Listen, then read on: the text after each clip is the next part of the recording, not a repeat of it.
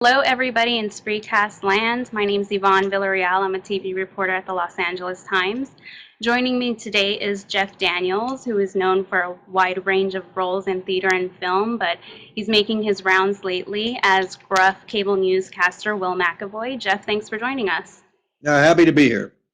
I mean, do you remember reading that first script and seeing that monologue? And what were your thoughts when you saw all that text? Were you sort of like, what did I get myself into here?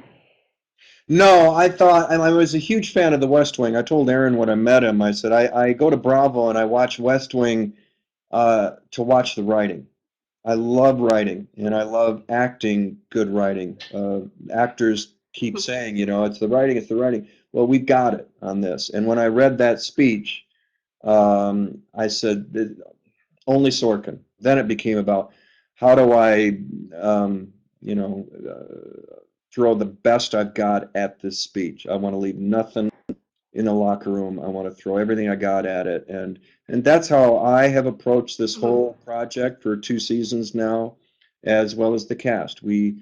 Everybody comes in ready. Everybody comes in prepared, and it makes a difference. Did doing the Aaron Sorkin dialogue sort of get easier with time? It's still a lot of work to memorize everything you have to memorize and memorize it exactly.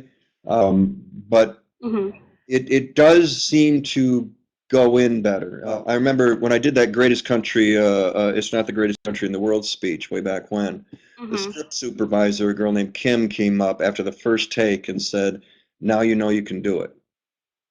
And we got to the end of season one, and Emily and I both realized now we know we can do it. It's so much dialogue and so much work to make it look like it's fallen out of our heads, and now we know we can do that. Well, and I would imagine being on the series must change the way you yourself process news. I mean, when you tuned in to see what was happening with the Boston bombings or the tornado, were you sort of like, oh, they dropped the ball and how they did it this way, or it's interesting how they started coverage here? Like, how is that for I've you? always said that's where they earn their money. Breaking news, and they're standing there in Boston, or they're standing there in Oklahoma, and Mhm. wherever, Newtown, and the camera stays on them. They haven't had any new backed up facts for an hour and a half, and they've got to fill the next 15 minutes. They have to keep talking. They have to keep you interested. They have to keep you from changing the channel, and yet they have to give you backed up real information, and that's not an easy thing to do. Well, we have a lot of viewer questions asking about Will and Mac, and they're very impressed with your chemistry with Emily Mortimer. What can we expect this season? And do you ever worry that the romance becomes a little too much or overpowering? I think Aaron will tell you, I think that at the heart of all this is a romantic comedy. He writes idealistically, so I think he's created a couple of characters that are in this professional relationship with a volatile, stormy personal relationship that ebbs and flows, and they love each other and they hate each other, and he can't forgive her. There are attempts made in season two to improve upon the relationship. You know, some more successful than Look at others. you. You're blushing. No, I'm just saying it. Just when you think they're getting back together, Will says the wrong thing. Well, I mean, the first season covered everything, from the BP oil spill, Egypt, the Arizona immigration law, Osama bin Laden. What can we expect from season two? Season two, we've got a really good story that happens to us.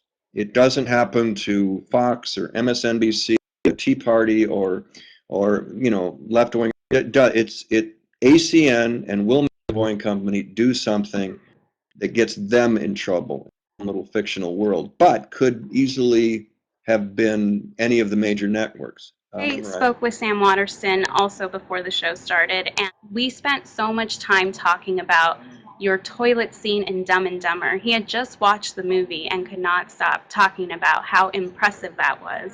Has he given you any compliments on this in person? With as much respect, small r, that he can give me for doing and choosing to do a movie like that and a scene like that. This is a guy who's played Mhm. King Lear. who's played Hamlet. The fact that Sam would even take the time to watch that scene uh, says more about him, I'm afraid, than it does about me. Well, I mean, what were your thoughts when Warner Brothers dropped the sequel? And do you still have hopes that it'll soon find itself to theaters? I do. It's actually, it's not my place to say, and it's not a done deal by any means, but it's close.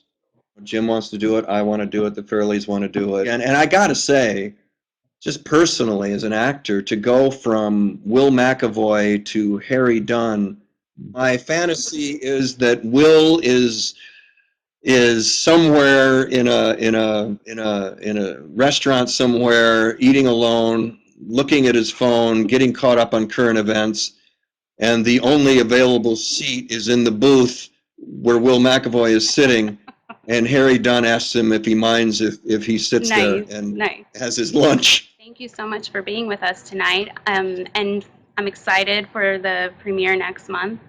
Thanks so much.